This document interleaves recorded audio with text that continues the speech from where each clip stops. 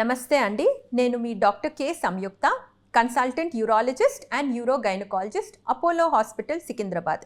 ఇవాళ కొంచెం ఆడవాళ్ళు ఎక్కువగా సఫర్ అయ్యే ప్రాబ్లం అంటే over active bladder and incontinence గురించి మాట్లాడుకుందాం. ఓవర్ యాక్టివ్ బ్లాడర్ ఈ ప్రక్రియ మనం ఎస్పెషలీ చాలా కామన్గా ఆడవాళ్ళు 50 ఏళ్ళు పైబడిన ఆడవాళ్ళు కామన్గా చూస్తామండి. దీంట్లో 3 ఇంపార్టెంట్ సిమ్టమ్స్ ఉంటాయన్నమాట. Frequency, urgency and nocturia. అంటే ఏంటంటే ఈ ఆడవాళ్ళకి మూత్రం ఊరికూరికేనే వస్తుంది. కొంచెం కొంచెం మూత్రం ఎక్కువ సార్లు పోస్తారు. ఎస్పెషలీ రాత్రిపూట అయితే మరీ ఎక్కువ సార్లు లేస్తారు. దానివల్ల వాళ్ళకి నిద్ర అంతా డిస్టర్బ్ అయిపోయి నెక్స్ట్ డే పని చేసుకోవడం కూడా కష్టంగా ఉంటుంది. నెక్స్ట్ అర్జెన్సీ అంటే మూత్రం ఆపుకోలేకపోవడం. వాళ్ళకి అర్జెంటుగా యూరిన్ సెన్సేషన్ వచ్చింది అంటే వాష్రూమ్కి పరిగెట్టాలి. కొంతమందికి వాష్రూమ్కి పరిగెట్టే లోపల కూడా లీక్ అయిపోతూ ఉంటుంది అన్నమాట. దాన్ని అర్జెన్సీ అంటారు. నాక్ట్యూరియా అంటే రాత్రిపూట ఎక్కువ సార్లు లేసి యూరిన్కి వెళ్ళడం అన్నమాట. సో ఈ 3 సిమ్టమ్స్ ఉన్నదాన్ని ఓవర్ యాక్టివ్ బ్లాడర్ అని అంటారు. సో ఈ ఓవర్ యాక్టివ్ బ్లాడర్కి కారణాలు చాలా ఉండొచ్చండి. ఒకటి, రిపీటెడ్గా యూరిన్ ఇన్ఫెక్షన్ రావడం వల్ల కానీ, లేకపోతే వెయిట్ ఎక్కువ, బరువు ఎక్కువ పెరగడం వల్ల కానీ, షుగర్ కంట్రోల్లో ఉండకపోవడం వల్ల కానీ, ప్రీవియస్గా ఏమైనా రేడియేషన్ కానీ, ఏమైనా ప్రీవియస్గా మన పెల్విస్కి కానీ అటు చుట్టూ ఏమైనా సర్జరీస్ కానీ ట్రీట్మెంట్ కానీ ఇచ్చినట్టు ఉంటే కానీ, హార్మోన్ రీప్లేస్మెంట్ థెరపీస్ తీసుకున్న వాళ్ళు, దీనికి వివిధ రకాల రీజన్స్ ఉండొచ్చు అండి. సో ఈ ఓవర్ యాక్టివ్ బ్లాడర్ని ఎలాగ డిటెక్ట్ చేస్తామంటే మెయిన్లీ సిమ్టమ్స్ ద్వారా డిటెక్ట్ చేస్తాం. సో డిటెక్ట్ చేసిన తర్వాత ఒకసారి చెక్ చేసుకుంటాం అన్నమాట. పేషెంట్కి యూరిన్ ఇన్ఫెక్షన్ ఏమైనా ఉందా లేదా, మూత్రం ఏమైనా మిగిలిపోతుందా లేదా మూత్ర సంచిలో, ఇవి చెక్ చేసుకుంటాం అన్నమాట.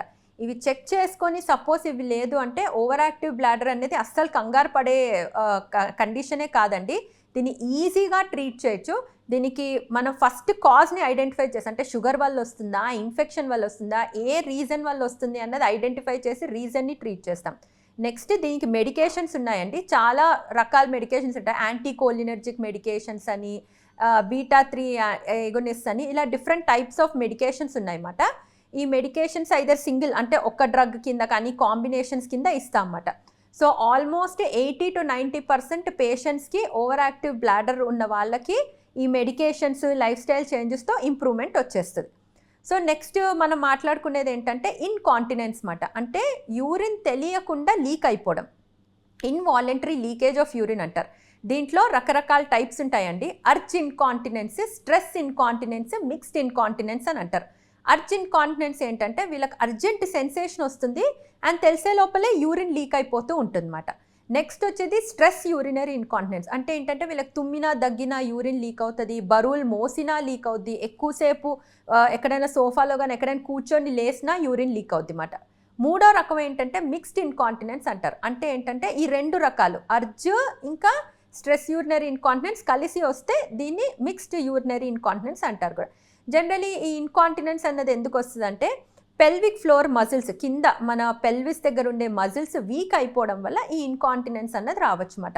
ఈ పెల్విక్ ఫ్లోర్ మజిల్స్ ఎందుకు వీక్ అవుతాయి అంటే ఇన్ఫెక్షన్స్ వల్ల వీక్ అవ్వచ్చు, షుగర్ కంట్రోల్లో ఉండకపోవడం వల్ల వీక్ అవ్వచ్చు, లేకపోతే బరువు ఎక్కువగా ఉండడం వల్ల లీక్ అవ్వచ్చు, లేకపోతే రిపీటెడ్గా డెలివరీస్ అప్పుడు చాలా కష్టం ఉన్నా, లేకపోతే ప్రొలాంగ్డ్ డెలివరీస్ అయిన వాళ్ళకి ఈ ప్రాబ్లం ఎల్డర్లీ ఏజ్ గ్రూప్లో రావచ్చు, లేకపోతే కింద ఏమైనా సర్జరీస్, పెల్విక్ సర్జరీస్ అయిన వాళ్ళకి కానీ అక్కడ రేడియేషన్ ట్రీట్మెంట్ తీసుకున్న వాళ్ళకి ఇన్కాంటినెన్స్ ప్రాబ్లం రావచ్చు అన్నమాట. సో ఫస్ట్ ఎప్పుడైనా పేషెంట్ మా దగ్గరకు వస్తే ఫస్ట్ వీళ్ళకి ఏ టైప్ ఆఫ్ ఇన్కాంటినెన్స్ ఉంది అన్నది ఐడెంటిఫై చేస్తామన్నమాట. వాళ్ళకి అర్జ్ ఉందా, స్ట్రెస్ ఉందా, మిక్స్డ్ ఉందా అని. దాని తర్వాత కొన్ని బేసిక్ ఇన్వెస్టిగేషన్స్ చేయిస్తామండి. చేసిన తర్వాత ఈ ఇన్కాంటినెన్స్ని ఎలా ట్రీట్ చేయొచ్చు అంటే, ఒకటి మీరు కామన్గా వినుంటారు పెల్విక్ ఫ్లోర్ ఎక్సర్సైజెస్.